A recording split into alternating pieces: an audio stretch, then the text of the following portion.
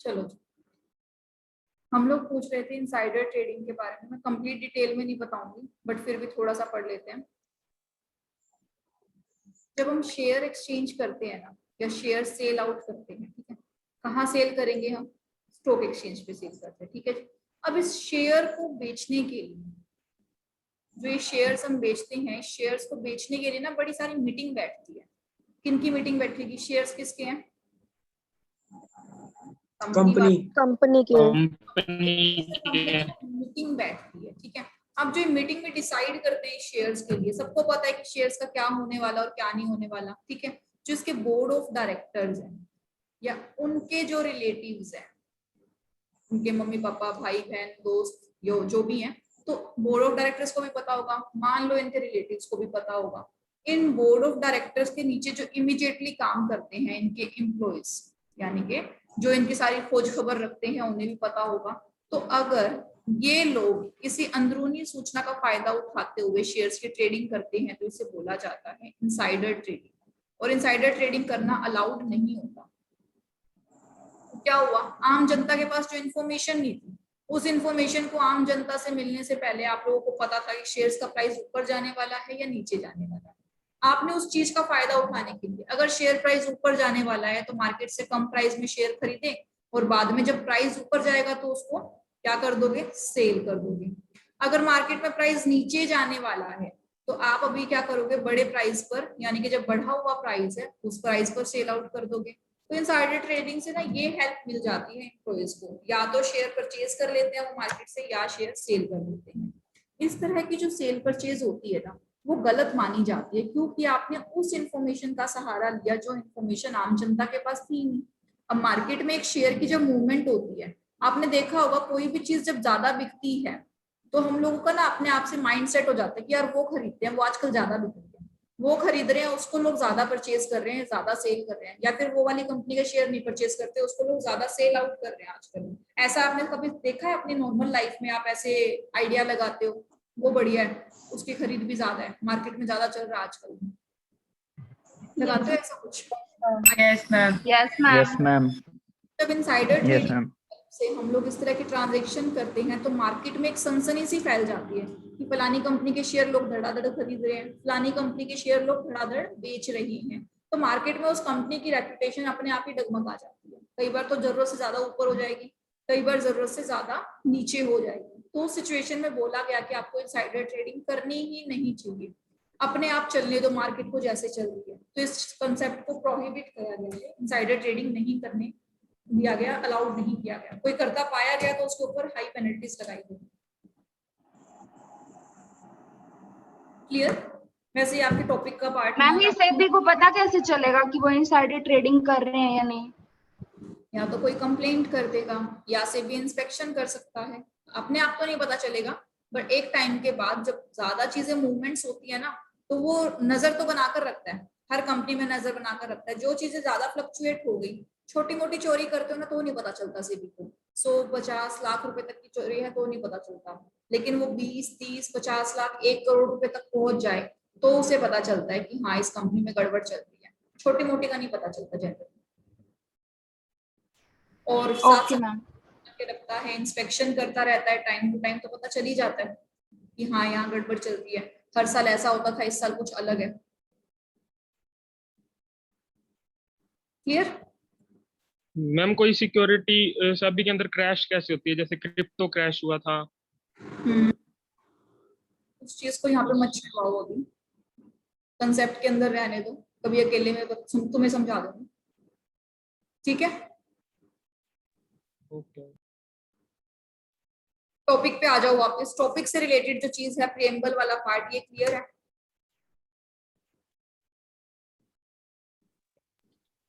Yes ma'am. Yes ma'am.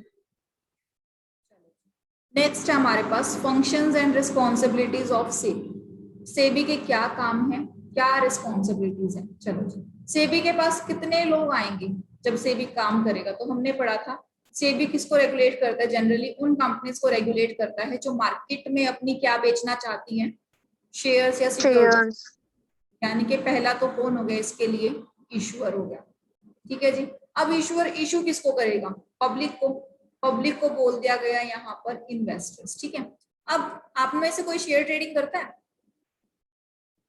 या आपकी family? Public को यस मैम, करते हैं मैम। शेयर ट्रेडिंग करने के लिए खाते Yes, खुलवाने ma'am. पड़ता है, पता है आप लोगों को? Yes ma'am, demat account. Ma'am demat demat account account. दो अकाउंट होते हैं हमारे पास, एक होता है ट्रेडिंग अकाउंट और एक होता है demat account. Demat account is your bank account, like bank account, not really bank account. जैसे बैंक अकाउंट में पैसे पड़े रहते हैं ना, डीमैट अकाउंट में हमारे शेयर्स पड़े रहते हैं। ट्रेडिंग अकाउंट हमें पावर देता है सेल परचेज करने की, ट्रेड करने की। जैसे हमारे शॉप होते हैं ना जिसपे हम सामान लाते और बेचते हैं, वैसे ट्रेडिंग ने आपको क्या कर दिया, ट्रेडिंग ने आपको पावर दे दी कि देख ये सारा सामान है, कुछ भी खरीद कुछ भी बेच, जो तेरा मन करे, ठीक है। तो ये दोनों अकाउंट खोलने के लिए हमें जाना पड़ता है किसके पास? स्टॉक ब्रोकर के पास, ठीक है। अब ये स्टॉक ब्रोकर कौन है? वो सेबी का एक रजिस्टर्ड पर्सन है, यानी कि सेबी का इंटरमीडिएरी है। अब इसको भी रेगुलेट करने का काम कौन करेगी? सेबी करेगी। यानी कि इन शॉर्ट अगर मैं बात करूं तो सेबी ने कितने लोगों को रेगुलेट कर दिया? एक तो इश्यूअर को रेगुलेट किया, एक इन्वेस्टर्स को रेगुलेट किया और एक दूसरा स्टॉक ब्रोकर यानी कि अपने इंटरमीडिएरीज को किया। तो फर्स्ट पॉइंट इसका यही है, the SEBI has responsive market to the need of three groups, issuer of securities, investors और मार्केट इंटेलिजेंस। फर्स्ट पैराग्राफ समझ में आया तीनों पॉइंट कि कैसे कैसे ये तीनों इन्वॉल्व होंगे मार्केट के अंदर? मैम एक बार रिपीट कर दो। रिपीट कर दूं? ठीक है जी। हम लोग बात कर रहे हैं सेबी के फंक्शंस की। ये हम लोग शुरू से पढ़ते आ रहे हैं कि सेबी किसके लिए काम करेगा? इन्वेस्टर्स के लिए काम करेगा। इन्वेस्टर्स के इंटरेस्ट को क्या करेगा? वो प्रोटेक्ट करेगा। चलो जी, इसके इन्वेस्टर्स के इंटरेस्ट को प्रोटेक्ट करने की जरूरत पड़ी क्यों? कौन लोग हैं जो इसके इंटरेस्ट को खा जाएंगे? वो ईश्वर कंपनी, वो पब्लिक कंपनीज जो कि धोखाधड़ी करती है। तो ईश्वर को भी रेगुलेट करना स्टार्ट किया, यानी कि इन्वेस्टर्स और ईश्वर, ये दो पॉइंट क्लियर है कि इन दोनों को रेगुलेट करेगा। Yes ma'am. ठीक है जी। अब ये जो इन्वेस्टर है ना, ये ग्राहक है हमारा। कौन सी किस चीज का ग्राहक है? शेयर मार्केट का ग्राहक है, सिक्योरिटीज का ग्राहक है। अब ये वाला जो ग्राहक है ना, ये ऐसे दुकानों में जाकर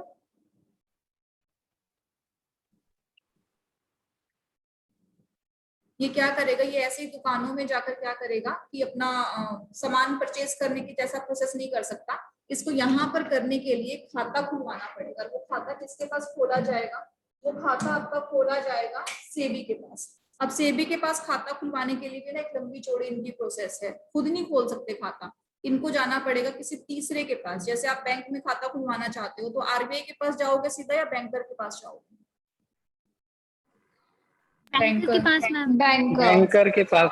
नॉर्मल बैंक के पास जाओगे, वैसे ही इन्वेस्टर्स खाता खुलवाने के लिए डायरेक्ट सेबी के पास नहीं जाते, वो भी स्टॉक ब्रोकर्स के पास जाते हैं। इनकी जो छोटे छोटे ब्रांचेस होती हैं उसको स्टॉक ब्रोकर्स हैंडल करते हैं। तो आपने अपना खाता खुलवाया, स्टॉक ब्रोकर के पास खाता खुलवा लिया, ठीक है जी। अब ये स्टॉक ब्रोकर है, इसको पावर कौन दे रहा है? सेबी दे रहा है। तो कहीं ना कहीं सेबी स्टॉक ब्रोकर पे भी नजर बनाएगा। Yes ma'am. बिल्कुल बनाएगा। इस स्टॉक ब्रोकर को नाम दे दिया गया इंटरमीडिएरीज का, यानी कि इश्यूअर और इन्वेस्टर्स के बीच की दूरियों को कम करने के लिए जिसको अपॉइंट किया गया, यानी कि वो इंटरमीडिएरीज, मीडिएटर है जो। तो stock broker is our mediator. तो सेबी ने अल्टीमेटली किसको रेगुलेट किया? इश्यूअर को रेगुलेट किया, इन्वेस्टर्स को रेगुलेट किया और मार्केट इंटरमीडिएरीज को रेगुलेट किया। इतना clear? Yes ma'am. Yes ma'am. Next पे चलते हैं। रेगुलेट कर दिया। अब मान लो आपके लिए मैंने रूल्स रेगुलेशंस तो बना दिए, तो आप रूल्स रेगुलेशंस कब मानोगे? जब उस पर कोई एक्शन भी होगा। जैसे कि मैंने बोला कि क्लास में कोई बच्चा एब्सेंट नहीं होगा, ठीक है, सिर्फ इतना मैं बोल देती हूँ रोज। उसमें से कुछ बच्चे अच्छे होते हैं, मान लेते हैं कहने से बात, कुछ बच्चे नालायक भी होते हैं या उद्दंड होते हैं, नालायक नहीं बोलूं तो शरारती होते हैं, जो बात नहीं मानते। वो बात कैसे मानेंगे? मैम कुछ पनिशमेंट रख दो तो पनिशमेंट देनी पड़ेगी। यानी कि सेबी को इतना तो समझ में आया, मैंने इन तीनों की जिम्मेदारी तो उठा ली, लेकिन मुझे अपने हाथ में कुछ पावर रखनी पड़ेगी। तो सेबी को सेबी एक्ट में 3 पावर दी। कौन कौन सी पावर दी? एक तो quasi legislative, quasi judicial and quasi executive. इसको भी नीचे हम थोड़ा सा डीप में समझते हैं कि क्या क्या काम करता है ये।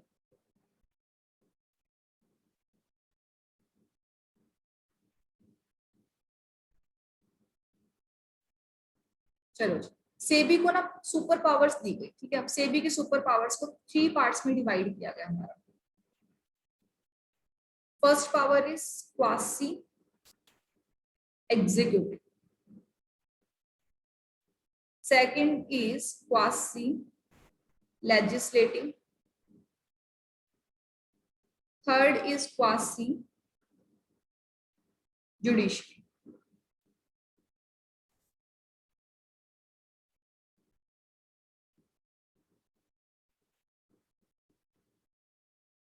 क्वासी जुडिशियल, ठीक है। अब ये एग्जीक्यूटिव, लेजिस्लेटिव और जुडिशियल, ये तीनों को ना क्वासी से हटाकर पढ़ो। क्या कभी इनके बारे में सुना है आपने, क्वासी, लेजिस्लेटिव और judicial? Yes ma'am. Yes ma'am.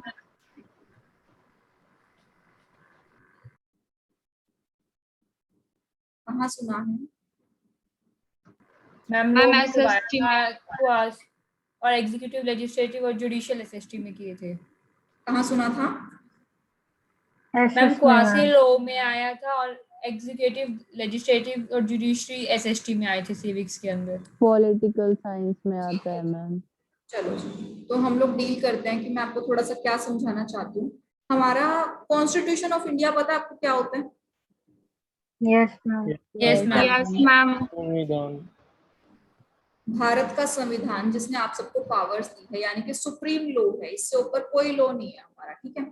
अब इसने क्या बोला कि मैं लॉ देने वाली अथॉरिटी बन तो गया, लेकिन मुझे ऐसा बंदा चाहिए या ऐसे लोग चाहिए जो मेरे हाथ बन सके।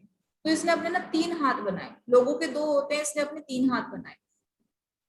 3 हाथ कौन कौन से बनाए? इसने 3 हाथ बनाए जी मेरे पास। एक तो है एग्जीक्यूटिव टीम, एक है मेरे पास लेजिस्लेटिव टीम, और एक है मेरे पास जुडिशरी, ठीक है जी। लेजिस्लेटिव टीम को इसने क्या काम दिया? लेजिस्लेटिव टीम को इसने काम दिया कि भाई तेरे पास पार्लियामेंट है। पार्लियामेंट पता है क्या काम करती है? यस मैम, बिल लॉ बनाती है। लॉज बनाती है। लॉ बनाती है। कॉन्स्टिट्यूशन कहता है भाई मैंने ना जनरल लॉ तो बना दिया जो सबके ऊपर एप्लीकेबल है, बोलने का अधिकार, ये अधिकार, वो अधिकार। अब लोग जब काम करते हैं ना तो हर काम के लिए स्पेसिफिक लॉ बनाने की जरूरत है। कॉन्स्टिट्यूशन ने बोला कि लेजिस्लेटिव तू मेरे बिहाफ पर सारे लॉ बनाएगा, या फिर तू पूरी कंट्री के लिए लॉ बनाएगा। तो उसके लिए उन्होंने एक टीम अलग कर दी जिसका नाम है, हमारा लेजिस्लेटिव के अंदर अथॉरिटी होती है हमारे पास पार्लियामेंट। अब सिर्फ दुनिया में नहीं, हमारी कंट्री में लॉ बनाने की पावर सिर्फ पार्लियामेंट के पास है। कोई भी लॉ बनेगा तो वो पार्लियामेंट से पास होगा। तो इसको बोल दिया गया हमने लॉ मेकर। तो हमारा लॉ मेकर कौन है? हमारा पार्लियामेंट, जो किस हैंड के अंदर आता है? लेजिस्लेटिव हैंड के अंदर आता है। लेजिस्लेटिव। अब कानून बनाना सिर्फ काफी नहीं है, पनिशमेंट वाला पार्ट भी है। तो जुडिशरी सिस्टम के अंदर हमने अपना पूरा का पूरा कोर्ट्स और ट्रिब्यूनल्स डाल दिए, ठीक है। ये भी सारे के सारे पर्टिकुलर ये लॉ बनाते हैं। हर लॉ के अंदर एक अथॉरिटी बन जाती है, हर लॉ के अंदर एक अथॉरिटी बन जाती है। तो जस्टिस का काम सिर्फ किसका है? जस्टिस देने का काम सिर्फ जुडिशरी सिस्टम का है, ठीक है जी। चलो जी, अब ये दोनों को बोलते हैं कि लॉ बन गया, जस्टिस का काम देते। तो आप बोलोगे कि एग्जीक्यूटिव का क्या काम है? बेला ये मैम इंसान इसको इम्प्लीमेंट कराते हैं। इम्प्लीमेंट करवाते करते हैं मैम, लॉ जो बनता है। क्या करता है? ये इम्प्लीमेंट भी कराता है, ठीक है। ये मार्केट को ऑब्जर्व भी करता है, ठीक है। ये इंस्पेक्शन भी करता रहता है time to time. Government agencies जो होती है वो देखती रहती है ना, अगर कुछ गड़बड़ दिखी तो जुडिशरी के पास डाल दो, रिपोर्ट कर दो। तो ये इम्प्लीमेंट करता है, ऑब्जर्व करता है, इंस्पेक्शन करता है, डायग्नोज करता है। अगर कोई नया इनको एरर दिखता है कि मार्केट में कुछ नई प्रॉब्लम चल रही है, तो ये एग्जीक्यूटिव वाला बंदा हमारा काम करेगा। तो कॉन्स्टिट्यूशन ने बोला कि इन 3 अथॉरिटी के जो काम है ना, पूरे देश में इन तीनों अथॉरिटी के अलावा कोई नहीं कर सकता, ठीक है जी। अब लॉ मेकर ने लॉ बनाया, फॉर एग्जाम्पल सेबी एक्ट बना दिया, ठीक है। अब सेबी एक्ट ने सेबी अथॉरिटी बना दी, ठीक है। अब सेबी एक्ट में जो सेबी अथॉरिटी है उसको आपने काम तो दे दिया, ये काम तुझे करना है, बिना पावर्स के वो भी नहीं करेगी। कॉन्स्टिट्यूशन ने क्या बोला? तुम काम सिर्फ लेजिस्लेटिव करेगी। अब ये छोटा छोटा लॉ बनवाने के लिए सेबी एक्ट की जो अथॉरिटी है वो बार बार लेजिस्लेटिव के आके तंग करे कि है ना ये पेनल्टी थोड़ी सी बढ़ानी है, 2000 की बढ़ा दो। तो क्या लेजिस्लेटिव सिर्फ इसी काम के लिए रह जाएगा? तो बाकी नए लॉ कब बनाएगा? इस ओपिनियन को ध्यान में रखते हुए इनको एक और पावर दी गई कि आप डेलीगेशन कर सकते हो अपने काम का। लेकिन डेलीगेशन कैसा करोगे? कोई नया लॉ नहीं बनाएगा, एग्जिस्टिंग लॉ में छोटी मोटी रिविजन्स करनी है तो पर्टिकुलर अथॉरिटी अपने लॉ में रिवीजन कर सकती है। जैसे कि सेबी को अगर अपने लॉ में रिवीजन करनी है तो अब उसे पार्लियामेंट पे जाने की जरूरत नहीं है, उसी के पास नीचे 3 दे दिए। क्वासी का मतलब यही होता है कि आप फुल फ्लेज काम तो नहीं कर सकते बट इस नेचर का काम कर सकते हो, इसीलिए इन्हें क्वासी क्वासी क्वासी बोला गया है। क्वासी एग्जीक्यूटिव, क्वासी लेजिस्लेटिव और क्वासी जुडिशियल। ठीक है जी। अब ना सेबी टाइम टू टाइम बहुत सारी रेगुलेशंस बनाता है, क्योंकि मार्केट में ना जब कोई कांड होता है उसके बाद इसकी आंखें खुलती है कि अच्छा ऐसे भी कांड कर सकते हैं लोग, फिर लॉ बना दिया। जैसे इनसाइडर ट्रेडिंग का लॉ बाद में बनाया गया, आई थिंक 2013 में बना था। तो ऐसे ऐसे रेगुलेशंस ये बनाता रहता है, बनाता रहता है, बनाता रहता है। चलो जी, ये सिर्फ रेगुलेशंस बना दें और इसके ऊपर कोई कड़े दंड प्रणाली ना हो तो फिर कोई फायदा नहीं। तो इसीलिए यहाँ पर जुडिशियल सिस्टम आया, करोड़ों करोड़ों के फाइन लगा देती है, 1 करोड़ को तो कुछ समझती नहीं है।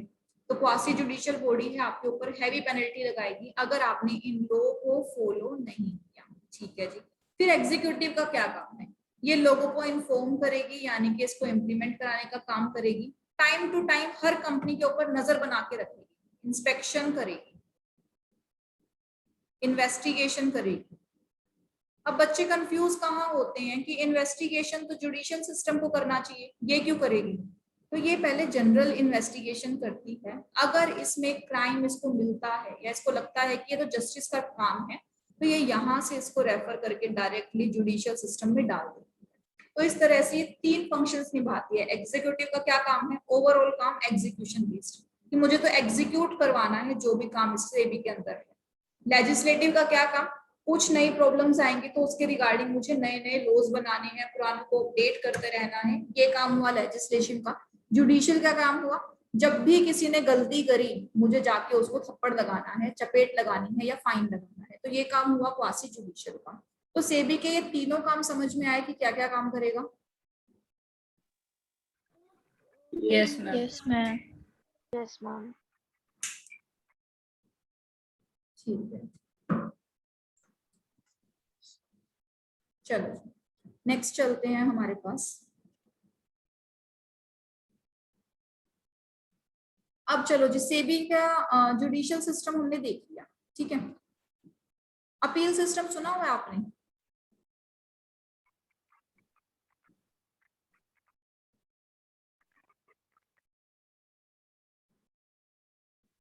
अच्छा एक बात बताओ, आप किसी डिस्ट्रिक्ट कोर्ट में गए केस लड़ने के लिए, ठीक है जी, डिस्ट्रिक्ट कोर्ट में आपका केस जो है वो फाइनल नहीं हुआ, तो आप किसके पास जाओगे? मतलब आप इसके डिसीजन से खुश नहीं हो, हाई कोर्ट में हाई जाना। कोर्ट। High court. आप क्या हो? नाखुश हो। ठीक है, तो आप इसकी अपील कर दो किसके पास? हाई कोर्ट के पास। ठीक है जी, आपने अपील कर दी। ठीक है जी, अपील के डिसीजन से भी खुश नहीं हो तो सुप्रीम सुप्रीम कोर्ट। यानी कि यहाँ पर आप अगर खुश नहीं हो डिसीजन से तो आप अपील कर सकते हो। सेम आ जाओ सेबी के पास। सेबी के अंदर जो अथॉरिटी है, यानी कि इसने अपना जस्टिस का काम निभा लिया, सेबी ने अपना जस्टिस का काम निभा लिया, सेबी के डिसीजन से आप खुश नहीं हो तो कहाँ जाओ? Supreme court. सेबी के पास अगर आप खुश नहीं हो तो सेबी ने अपने ही अंडर एक अथॉरिटी बनाई है सेट के नाम से, जिसका नाम क्या है? सिक्योरिटीज अपीलेट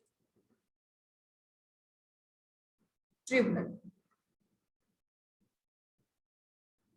अपीलेट ट्रिब्यूनल मतलब जो अपील को एंटरटेन करता है, यानी कि अगर आप सेबी से नाराज हो, सेबी के डिसीजन आपको समझ में नहीं आए या आपको लगता है सेबी ने गलत डिसीजन लिया, तो आप उसी के अंडर एक और अथॉरिटी है सेट, उसके पास चले जाओ। ठीक है जी। अब आपको सेट का भी डिसीजन पसंद नहीं आया तो यहां से भी खुश नहीं हो तो बोलता है कि बहुत ही रेयर चांसेस में, कब? जब आप लॉ को चैलेंज कर दो, आपको लगता है कि लॉ ही बेकार है इनका, तो आप जा सकते हो सुप्रीम कोर्ट में। अदरवाइज आगे कोई सुनवाई नहीं होगी, सेट का दिया हुआ डिसीजन फाइनल होगा। यानी कि सेबी में जनरली एक अपील अलाउड होती है। सुप्रीम कोर्ट के पास आप चाहो तो जा सकते हो, बट सुप्रीम कोर्ट की अपनी मर्जी है। सुप्रीम कोर्ट सारे केस नहीं लेता, कुछ स्पेशल केसेस ही लेता है। इतना टाइम नहीं है इसके पास कि सारे केसेस को हैंडल करे। नॉर्मल सिनेरियो में यहाँ पर हाई कोर्ट का किया हुआ डिसीजन और यहाँ पर सेट का किया हुआ डिसीजन फाइनल होता है। क्लियर ये अपीलेट वाला? तुम कोई केस लो बताना जहाँ पे डिसीजन सुप्रीम कोर्ट में गया था। केस तो इसका अभी नहीं बताऊंगी आपको, मैं स्टडी करके आऊंगी पहले उस चीज के लिए। अभी मेरे पास कोई केस तो है नहीं आप लोगों को बताने के लिए इस चीज की रिगार्डिंग। ठीक है, तो हमारे पास सेकंड क्या है कि सेबी के पास ऑल दो जस्टिस वाली सारी पावर है, लेकिन फिर भी अगर इसको ये मनमानियां करने लगेगा अगर नहीं होगा, तो इसके लिए हम लोगों ने यहाँ पर एक और अथॉरिटी बनाई जिसका नाम क्या था, सेट। ठीक है जी, सेट बना लिया। ठीक है, सेट के अंदर 3 मेंबर होते हैं हमारे पास, और उसका जो एक हेड होता है, एक जज होता है, एक मेन जज होता है। आपकी बुक में जो नाम होगा वो होगा जस्टिस जेपी देवधर। ये चेंज हो चुके हैं, ये पुराने हैं। ठीक है, अब जो नए हैं वो हैं जस्टिस तरुण अग्रवाला, जो कि मेघालय हाईकोर्ट के रिटायर्ड चीफ हैं, चीफ जस्टिस थे। ये उनका फोटोग्राफ है, जस्टिस तरुण अग्रवाला, और यही सेट को अभी क्या करते हैं, हैंडल कर रहे हैं। ठीक है, चलो जी, उसके बाद क्या बोलता है, a second appeal lies directly to the supreme court. SEBI has taken a very proactive role in streamlining disclosure requirement to the international standard. Second appeal हो सकती है कहां पर, सुप्रीम कोर्ट में। ये सुप्रीम कोर्ट का साइन है, नेशनल एम्बलम है वहां का सुप्रीम कोर्ट का, ये वहां पर लगा होता है सुप्रीम कोर्ट के पीछे, तो उनकी वॉल पे लगा होता है ये। तो ये सेकंड अपील कहाँ चली जा सकती है, आपकी सुप्रीम कोर्ट में। तो फर्स्ट अपील गई आपकी सेट में, और सेकंड अपील आपकी गई कहां पर, सेट सुप्रीम कोर्ट के अंदर। इतना क्लियर है? Yes ma'am. Yes ma'am. ठीक है, तो आज हम यहीं तक ही करेंगे सेबी का। सेट का हो गया आपका। हाँ जी मैम, एक बार ये स्लाइड रिपीट करना, वो नेट की प्रॉब्लम थी। ये वाली। Yes ma'am. चलो जी, इसके अंदर क्या बोल रहा है, इसके अंदर यही बोल रहा है कि जो आपका सेबी है, सेबी ने क्या किया, आपको डिसीजन दे दिया, आपने आपको अच्छा नहीं लगा डिसीजन, या आप लगता है कि सेबी तो मनमानी कर रहा है, तो उसकी अकाउंटेबिलिटी को क्रिएट करने के लिए क्या किया, एक अथॉरिटी बना दी जिसका नाम क्या है, सेट नाम है। ठीक है, जब ये अथॉरिटी क्या करेगी, सेबी के डिसीजन सुनेगी। ठीक है जी, अब इसके अंदर 3 बंदे होते हैं, 3 मेंबर्स, 3 लोगों का पैनल बैठता है जो केस सुनता है, जिसके अंदर सारे के सारे जनरली आपके जस्टिस टीम के ही रिटायर्ड या फिर जो वहां से जॉब छोड़कर आए हैं वो लोग बैठते हैं। तो यहाँ पर जो करंट में है हमारे सेट के जो चीफ पर्सन है, दैट इज जस्टिस तरुण अग्रवाला, जो कि कहाँ के थे, मेघालय हाईकोर्ट के रिटायर्ड जज हैं। ठीक है जी, अब आपको सेट का भी डिसीजन पसंद नहीं आ रहा तो आप कहाँ चले जाओ, तो आप चले जाओ सुप्रीम कोर्ट में। सुप्रीम कोर्ट में आप जाकर अपना केस लड़ सकते हो। क्लियर? Yes ma'am. ठीक है, yes ma'am.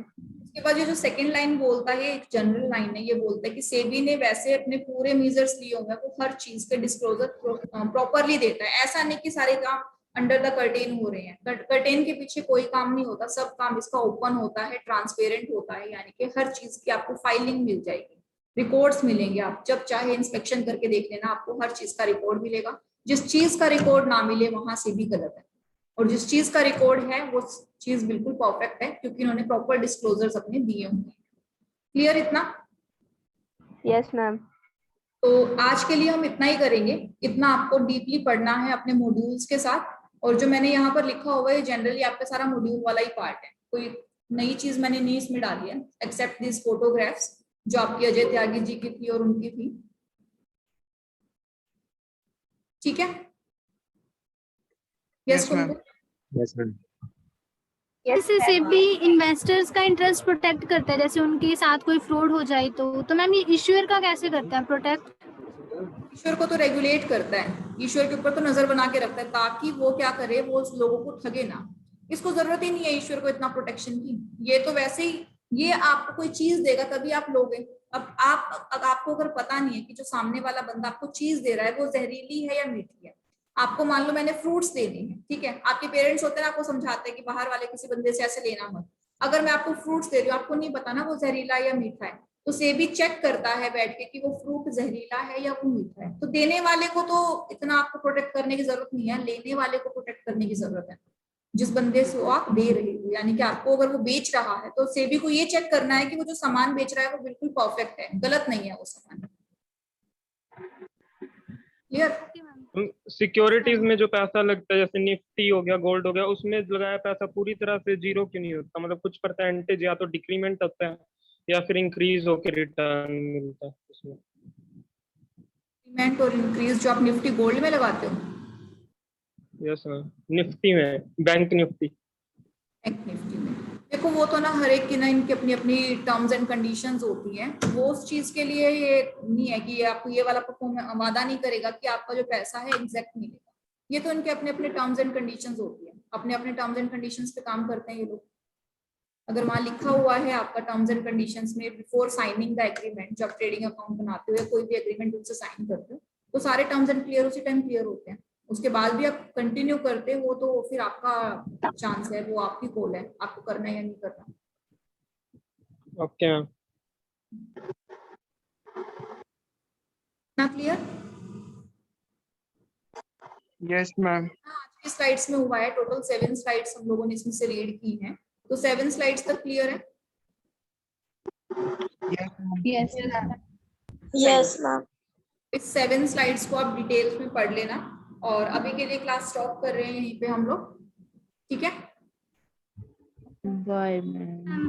Bye ma'am. Bye ma'am. Bye. Bye, bye ma'am.